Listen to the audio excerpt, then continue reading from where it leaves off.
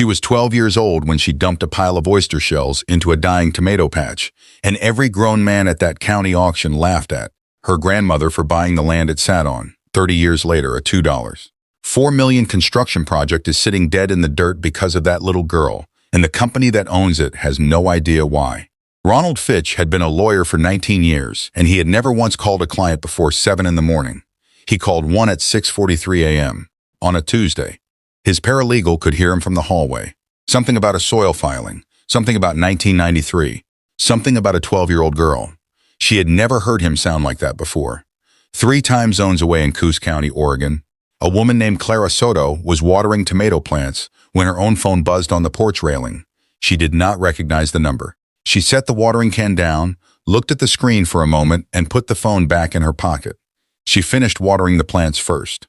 Clara was 61 years old. She had brown hands and short gray hair and a spiral notebook she had kept on the kitchen windowsill for as long as her husband Mateo could remember. She did not move fast. She did not talk loud. She had said no to more money in the last 8 years than most people in Coos County would see in a lifetime. She had been waiting for this phone call for a long time, but it started somewhere else. August 14, 1993. The Coos County Fairgrounds smelled like coffee and cut grass. Folding tables had been set up under a canvas tent. A county assessor stood at the front with a clipboard, reading lot numbers in a flat voice. 30 people stood in loose rows, farmers mostly, a few land agents, one man in a county commissioner hat who kept checking his watch. That man was Holt Braddock. Braddock ran a development company out of Coos Bay. He was broad-shouldered and loud and had a handshake like a door slamming. He had driven to the auction that morning for one reason, a 280-acre parcel on the coast, Lot 11. He did not care about anything else on the list.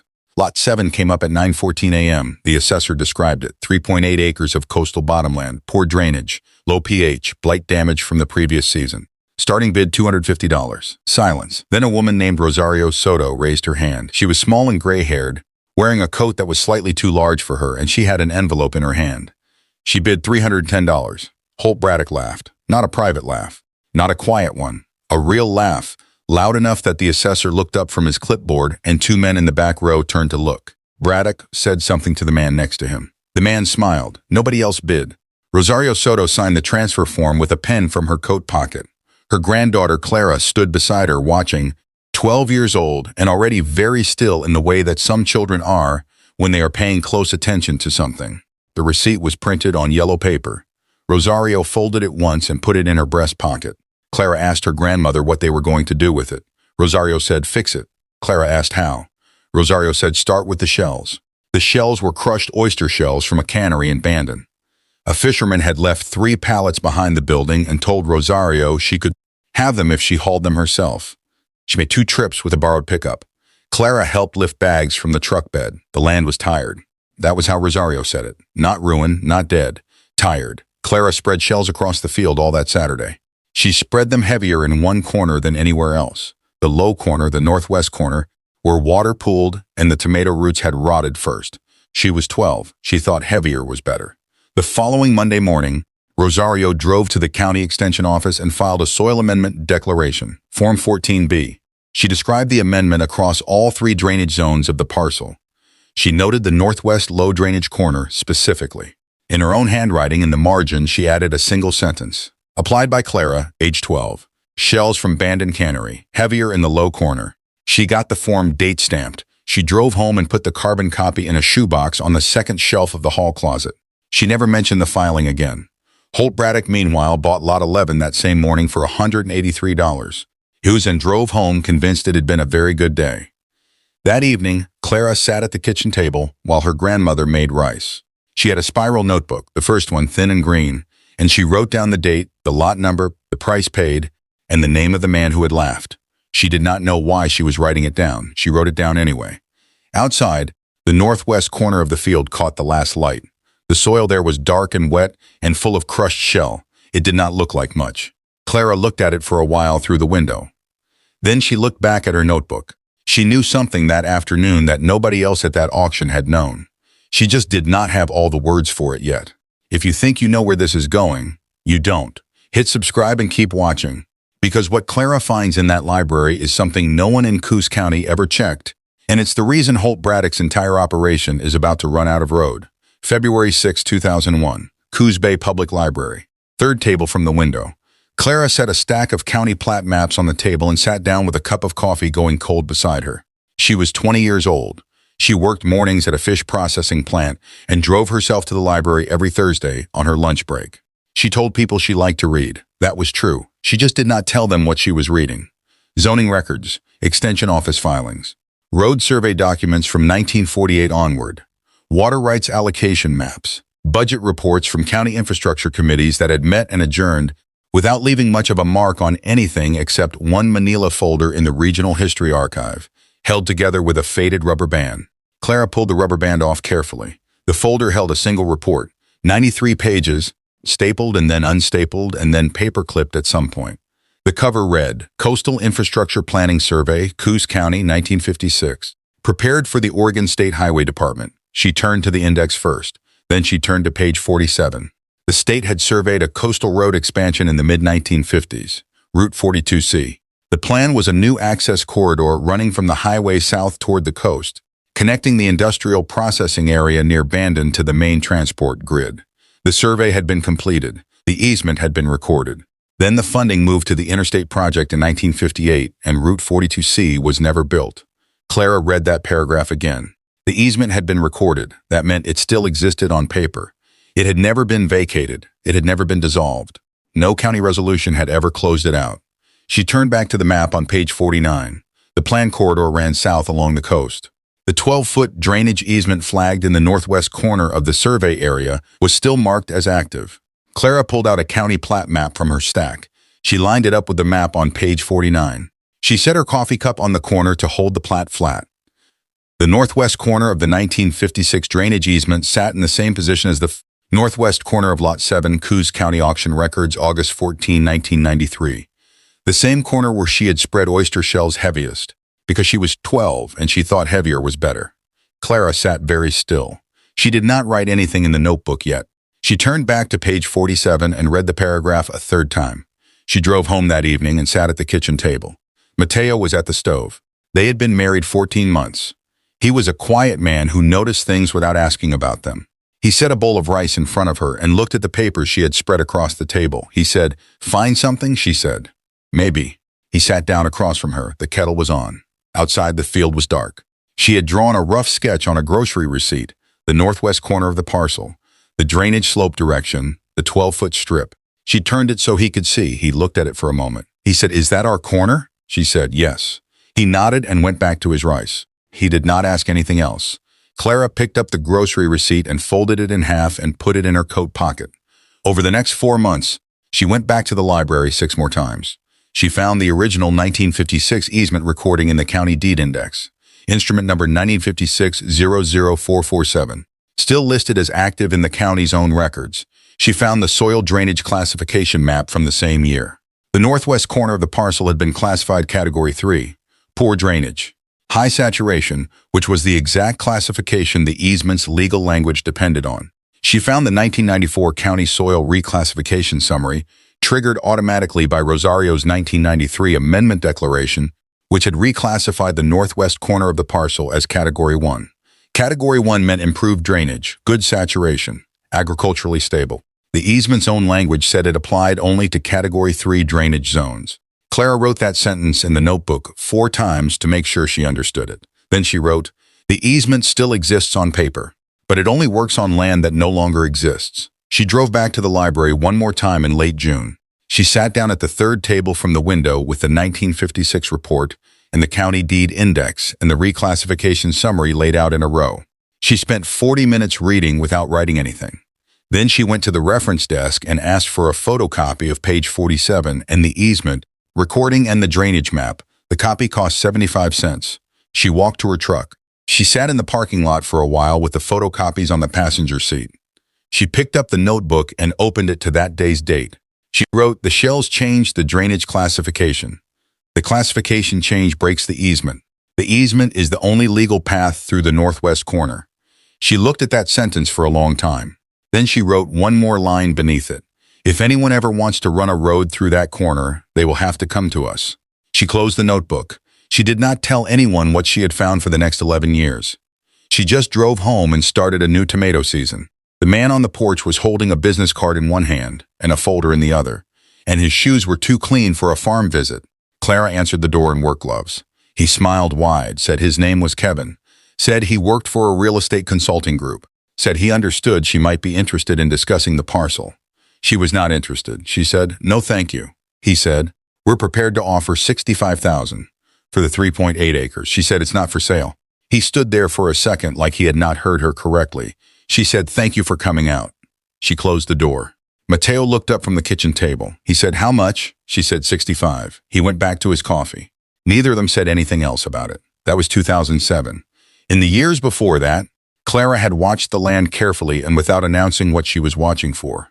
In 2004, a new LLC called Pacific Corridor Holdings registered in Coos County. She found it in the business registry at the courthouse. She wrote the registration number in the notebook.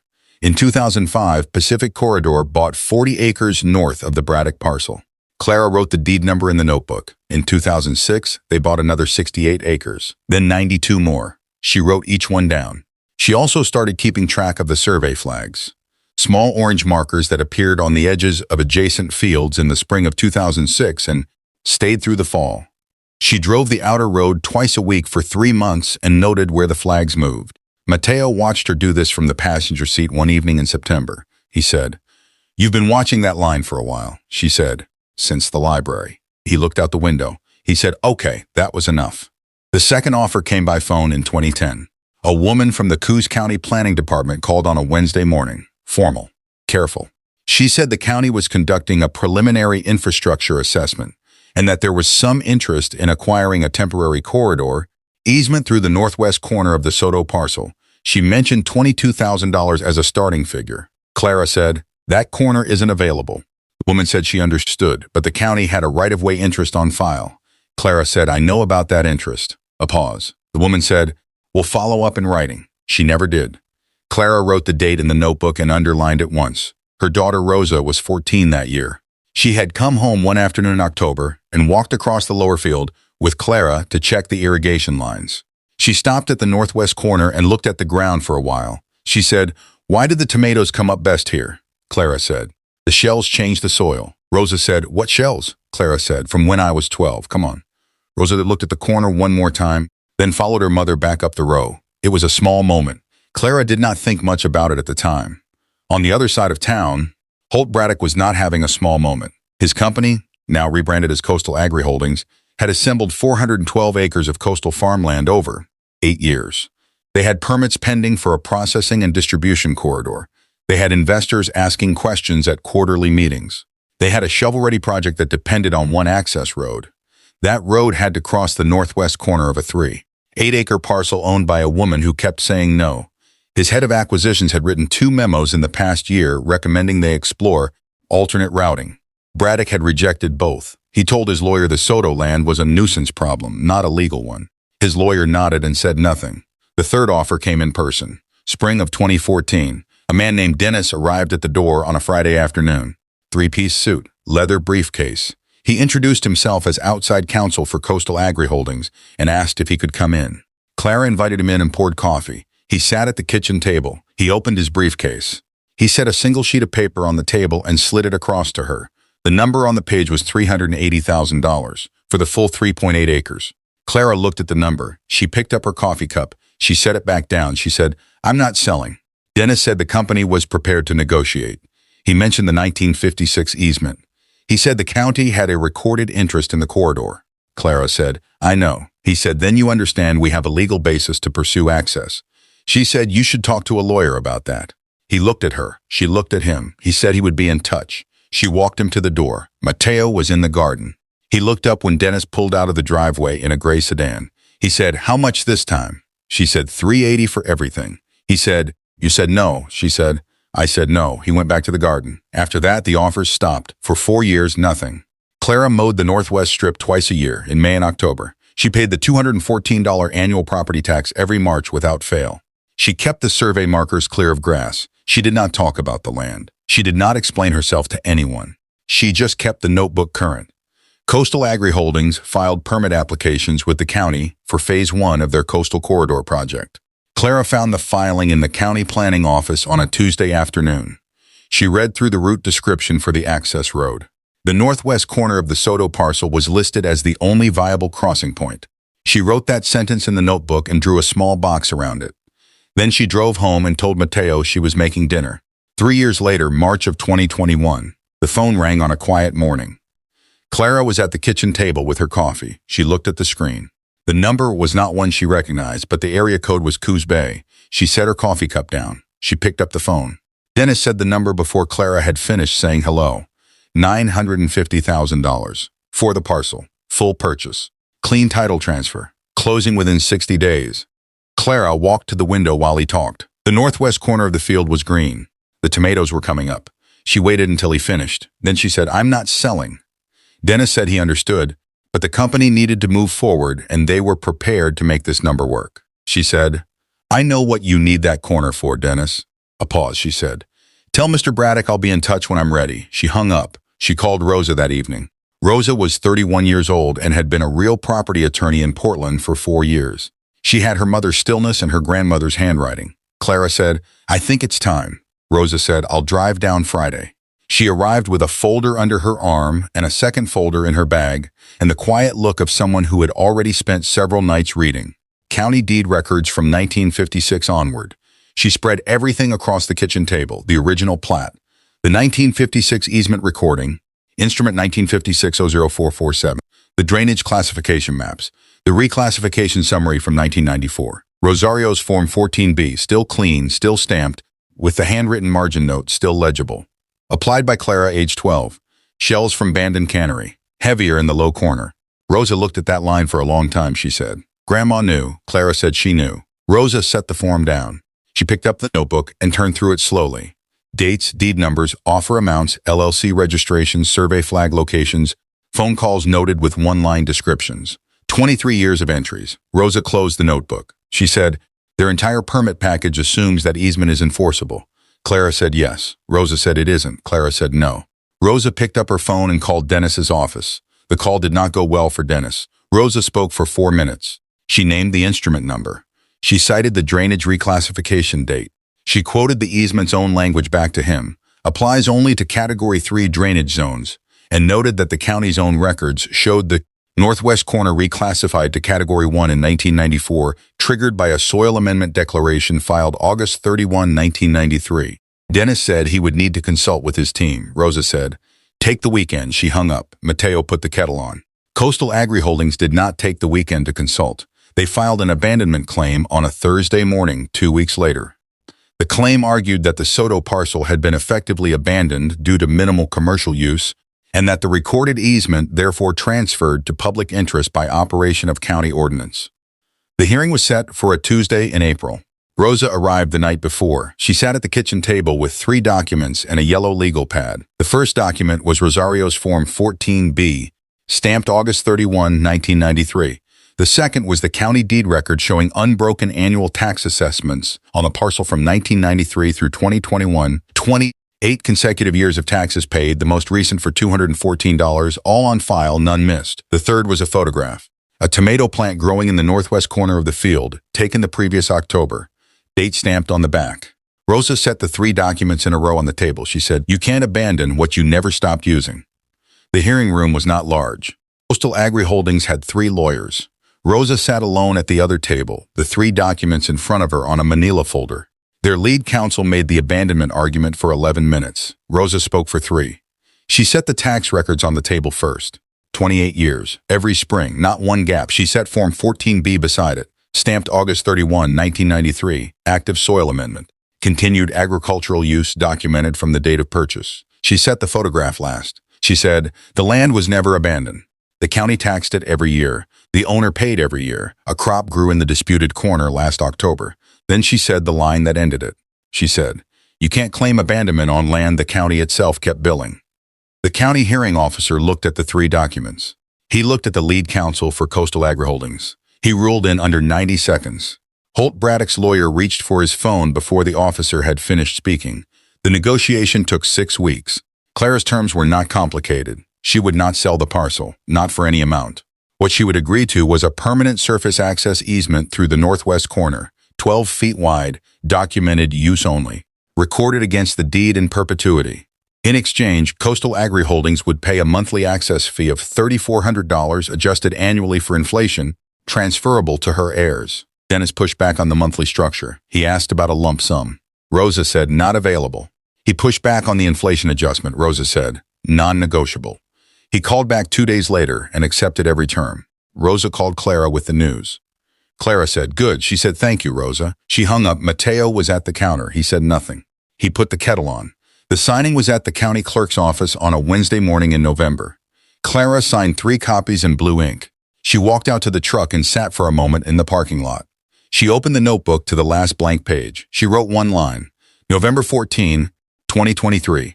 Shell's still working. She closed the notebook. Across town, a brief item ran in the county planning notices. Coastal Agri Holdings had secured a permanent corridor easement through the northwest corner of a 3.8-acre parcel in exchange for a recorded monthly payment. Holt Braddock did not comment. He had been in that tent in 1993 when a small woman in an oversized coat had bid $310 for a piece of blighted bottomland. He had laughed. He had not bid. He had been paying for that decision ever since. He just had not known it until now. The people who had stood near him at that auction said nothing publicly. They did not need to. Some women wait their whole lives to be taken seriously. Clara Soto kept better records. If Rosario had walked away from Lot 7 that morning in 1993, and if Clara had kept those oyster shells in the truck, would any of this have been possible? And now that you know, would you have taken the $950,000 all at once? Or done exactly what Clara did and made them pay every single month for the rest of your life? Drop your answer below. And if this story hit different, you already know what to do.